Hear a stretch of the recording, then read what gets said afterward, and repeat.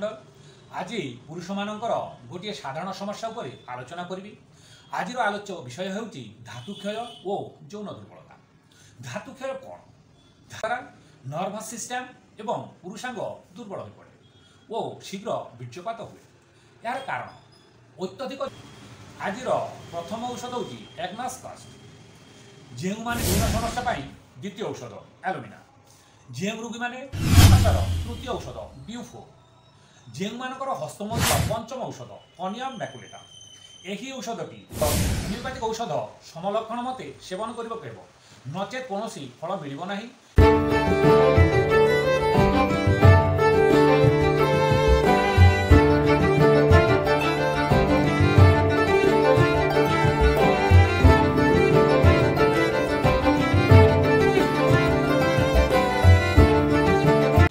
प्रिय दर्शक नमस्कार, मो डॉक्टर भवतोष मंडल।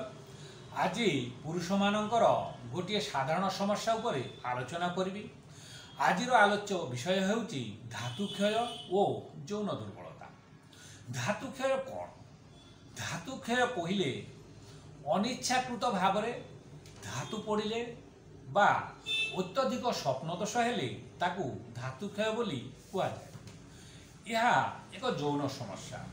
यह द्वारा नर्भस सिस्टम एवं पुरुषांग दुर्बल हो पड़े और शीघ्र बीर्यपात हुए। यार कारण अत्यधिक यौन चिंता और हस्तमैथुन, शरीर में प्रयोजनीय पुष्टिसार और विटामिन अभाव, विभिन्न औषधर कुप्रभाव, मस्तिष्कर दुर्बलता इत्यादि। यही समस्या हेले लोक माने डाक्तर पाखक जीवाकू बा तांको पाखरे प्रकाश करने को लाज करिथांती। यही समस्या जेकोसी लोक को होई पारे, तेणु लाज करिबा बा भय करिवार किछि कारण नाही। डाक्तर सहित समस्या आलोचना कले ही समाधान होई पारे। मो किछि औषध और तार लक्षण आलोचना करी, किपरि सेवन करिवे ताहा मध्य कहिबी। केवल समलक्षण बुझी औषध सेवन कले समस्यार समाधान होई पारे। तथापि बुझी न पारे आमर व्हाट्सएप नंबर 8280093659 नंबर रे कॉल कर। तेबे आसंतु धातु क्षय और यौन दुर्बलता भल काम करुवा औषध गुड़िकर लक्षण बुझी नेबा। आज प्रथम औषध हूँ एग्नास कास्ट।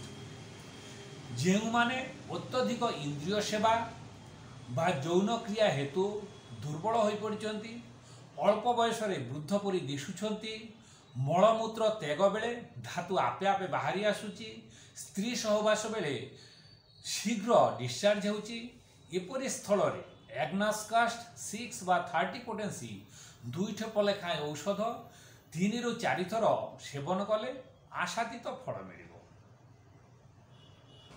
यौन समस्या द्वितीय औषध एलोमिना। जो रोगी मैंने मानसिक और शारीरिक भाव में भीषण दुर्बल, मल और मूत्र सहजरे निर्गत हुए नहीं, बहुत बेग दबाक हुए, मलमूत्र त्याग बेले कुंथैबा हेतु धातु बाहरी आसे, एपरी हेले एलोमिना 200 2 ठोपा लेखाएं औषध सकाळ एवं संध्या बेले खोला पेटरे सेवन करेंगे। तेबे झाड़ा ओडिशा और धातु समस्या दूर हो। यौन समस्यार तृतीय औषध ब्यूफो। जो मानकर हस्तमैथुन करने को प्रबल इच्छा, से एकुटिया रहिबा चाहे बा निर्जन स्थान खोजे, मलमूत्र त्याग बेले पतला धातु आपे आपे बाहरी आसे, पुरुषांग दुर्बल और शिथिल हो जाए, सहवास बेले शीघ्र डिस्चार्ज हुए, एपरी हेले ब्यूफो 6 बा 30 पोटेंसी 2 ठोपा लेखाएं औषध दिन को 3-4 थर सेवन कर। यार चतुर्थ औषध एवेना सटाइवा। जो मानकर धातु आपे आपे बाहरी आसे, जानीपारे नहीं, अत्यधिक हस्तमैथुन पर ध्वजभंग, धातु पतला, धातुर परिमाण कम, ता सहित स्नायुविक दुर्बलता थिले एवेना सटाइवा क्यू 8 ରୁ 10 ठोपा औषध अल्प पानी सहित मिसाई दिन को 4-5 थर सेवन कले उपकार मिल। यार पंचम औषध कोनियम मैकुलेटम। यही औषधटी अल्प बयसर पिलामानक ठारू टिके बयस्क लोक ठारे अधिक भल काम करे। कोनियम यौन इच्छा प्रबल मात्र दुर्बल। स्त्री लोक सहित कथा हेले एवं सेमानक कथा भाविले धातु आपे आपे बाहरी आसे। स्त्री सहवास अक्षम, पुरुषांग संपूर्ण शिथिल एपरी समस्या थिले कोनियम मैकुलेटम 200 2 ठोपा लेखाए औषध सकाळ एवं संध्या बेले खोला पेटरे सेवन करिबा बेस्ट।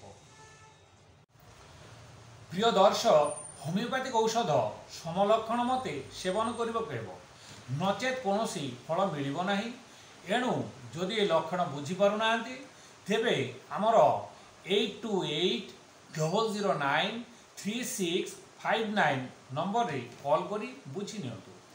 आउ जेउ रोगी माने thyroid, diabetes, high blood pressure बा अन्य कोनोसी कारण जोगु यौन शक्ति हराई बसचंदी सेमाने संपूर्ण सुस्थ होबा पाई, संपूर्ण शक्ति फेरी पाइबा पाई कॉल करंतु।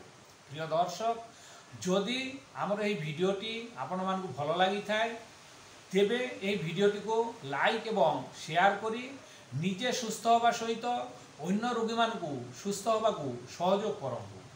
आउ जदि आपण आम चैनल रो नूतन दर्शक तेबे परवर्ती भिडियो गुडी को पाइबा पाई एही चैनल टी को सब्सक्राइब मध्य करंतु। धन्यवाद।